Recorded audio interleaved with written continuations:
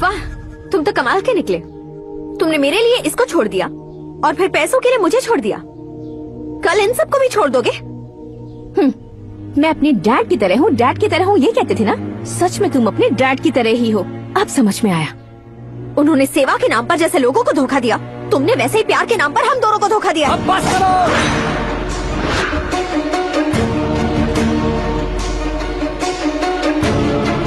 तुम मेरे पापा के बारे में एक और शब्द मत बोलना।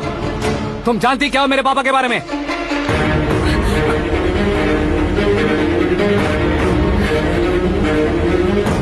तुम जानती हो ये कौन है?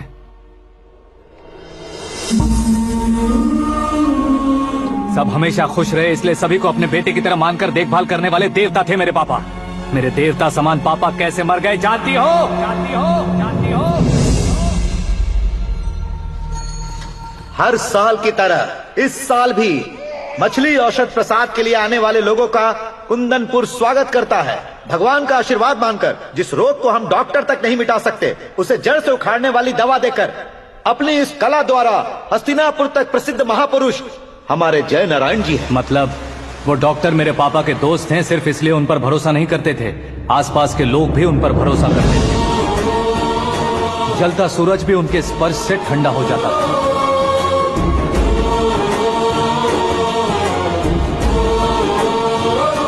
साहब नमस्कार। तुम्हारा विश्वास ही तुम्हें निरोगी बनाएगा।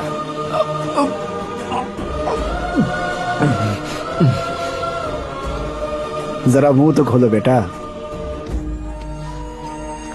यह कमाने के लिए नहीं है, सिर्फ सेवा के लिए है। डॉक्टरी पढ़ने वाले जो रोग सही नहीं कर सकते उसे ठीक करके पुण्य का काम कर रहे हैं। कम से कम हमारी खुशी के लिए तो। अगर आपको कुछ देना ही है तो हमारे बच्चों को अपना आशीर्वाद दीजिए।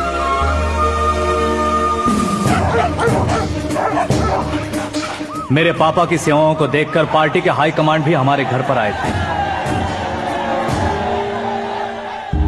ये राजनीति मेरे बस की बात नहीं है। कोई जानकार आएगा तो वो राजनीति करेगा, और अगर आप आएंगे तो सेवा करेंगे। ऐसी सेवा करने वाले इस जिले में बहुत सारे लोग हैं।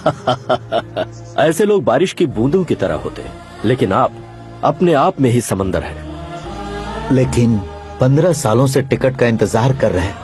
अशोक गजपति जी गलत सोचेंगे। सिर्फ कुर्सी के लिए सोचने वालों के बारे में हमारी पार्टी नहीं सोचती। जय नारायण जी जिंदाबाद, जय नारायण जी जिंदाबाद। लेकिन अशोक गजपति ने कुछ और सोचा। जब सब खुशियां मना रहे थे तब उसको टिकट नहीं मिली। उस कड़वे सच को कोने में छुपाकर मीठे झूठ से हाथ मिलाने के लिए मेरे पापा के पास आया। ये क्या है जी? दुख बांटने वाले समय पर आप मिठाई बांट रहे हैं। आपकी टिकट इन्हें मिल गई, आपको बुरा नहीं लगा? ना तो नहीं कहूंगा, लेकिन बुरा मानने से कोई मतलब नहीं होगा, ये जरूर कह सकता हूँ।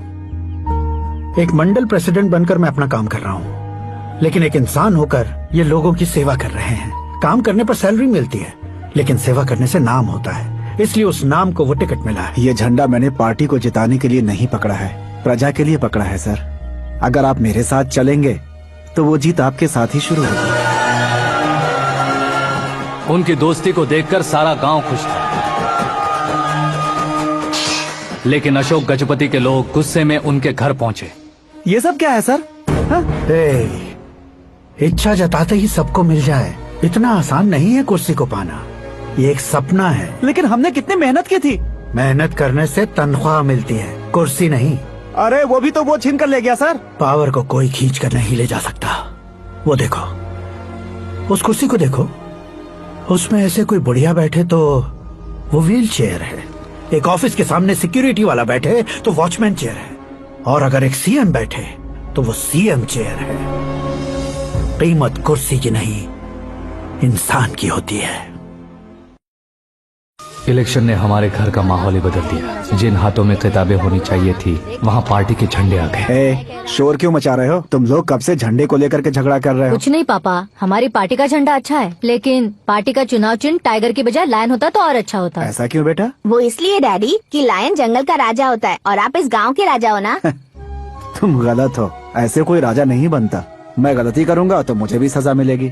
कभी अगर शेर से गलती हो गई तो टाइगर सजा देता है। यानी लायन गलती करता है तो टाइगर सजा देता है? सभी टाइगर्स नहीं बेटा, सिर्फ बंगाल टाइगर के पास ही वो दिमाग और शक्ति होती है, इसीलिए वो हमारा नेशनल एनिमल बना और हमारे नेशनल पार्टी का चिन्ह भी। ओह, तो बंगाल टाइगर के पास इतनी ज्यादा ताकत होती है? हाँ, तुम्हारे जितनी ताकत होती है।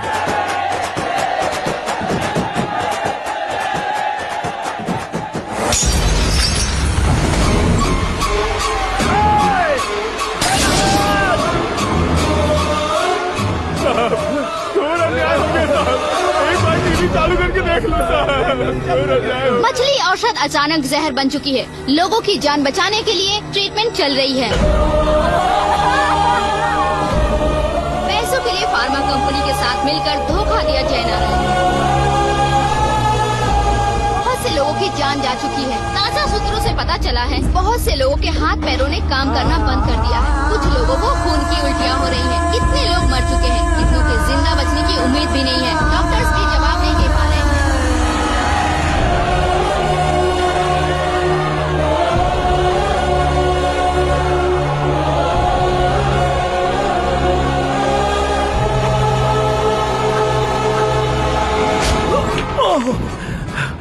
आपका यहाँ रहना ठीक नहीं है, मेरे साथ चलिए। हटो हटो, रास्ता रुको रुको। अरे कोई गलत फहमी हुई है, आप लोगों को कोई गलत फहमी हुई है, ये गलत नहीं है। जयनारायण जी को चाकू मार दिया, भागो। किसी ने नहीं, मैंने मारा। मौत उनके साथ परछाई बनकर घूम रही थी जिसे पापा पहचान नहीं पाए। उसे क्या देख रहे हो? तुम न्याय पर भरोसा करते हो तो वो पैसों पर करता है। फार्मास्यूटिकल कंपनी ने उस डॉक्टर को खरीद लिया और उस डॉक्टर ने तुम्हें खरीदा है, यही कहानी बनाई है। तुम्हें खत्म करने से पहले तुम्हारे नाम को खत्म करना चाहता था, इसीलिए ये सब किया।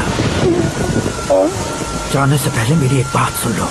जिंदगी में पैसे वाले से पंगा ले सकते हो, ताकतवर से पंगा ले सकते हो, बड़े बैकग्राउंड वाले से पंगा ले सकते हो, लेकिन अक्लमंद इंसान से कभी पंगा नहीं लेना चाहिए।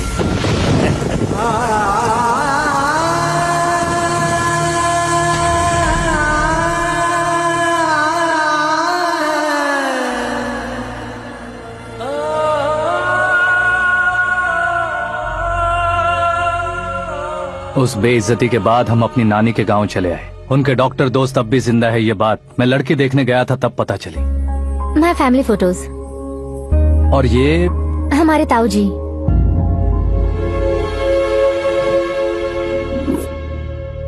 एक एक्सीडेंट में भगवान ने उनकी पूरी फैमिली को अपने पास बुला लिया, लेकिन शायद मुझे सच बता सके इसीलिए उनको जिंदा रखा था। उसने जयनारायण को चालाकी से मारा। उसी चालाकी को तुम्हें अपना हथियार बनाना होगा।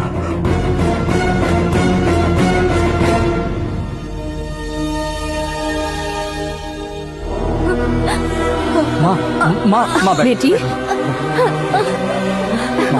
माँ माँ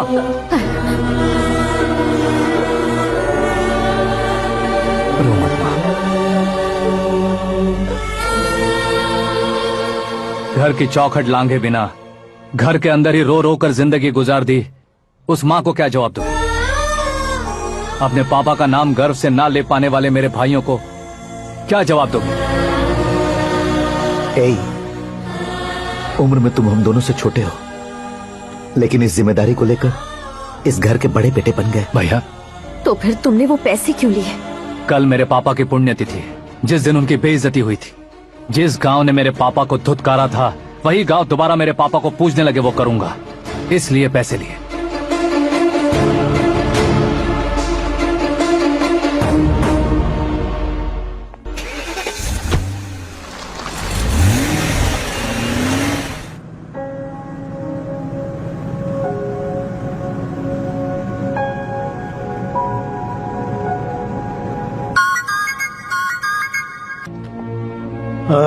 कल फ्लैग होइस्टिंग पर ये कुर्ता कैसा रहेगा? अच्छा रहेगा सर, बहुत अच्छा रहेगा। तुम ऐसे टेंशन में क्यों हो? मीरा को उसका कैरेक्टर ठीक से समझा दिया है, उसके मुंह पर मारकर मारने आएगी। लायक उसने कुछ नहीं किया है। ये तुम क्या कह रहे हो बेटी? पता है ना वो। अब आप और ड्रामा मत करो। मुझे सब पता चल चुका है। मैंने सोचा था आप मेहनत करके इस ऊंचाई तक पहुंचे हैं, लेकिन इस कुर्सी के लिए आपने इतने लोगों की जान ली है। I am ashamed of you, Dad. उसकी बातों पर भरोसा करती हो? वो एक भेड़िए जैसा है। नहीं डैड, वो टाइगर है, बंगाल टाइगर, जो अच्छे के साथ अच्छा करता है और बुरे के साथ बुरा। अपने दुश्मन का कब कैसे शिकार करेगा ये कोई नहीं कह सकता। Get ready to face him.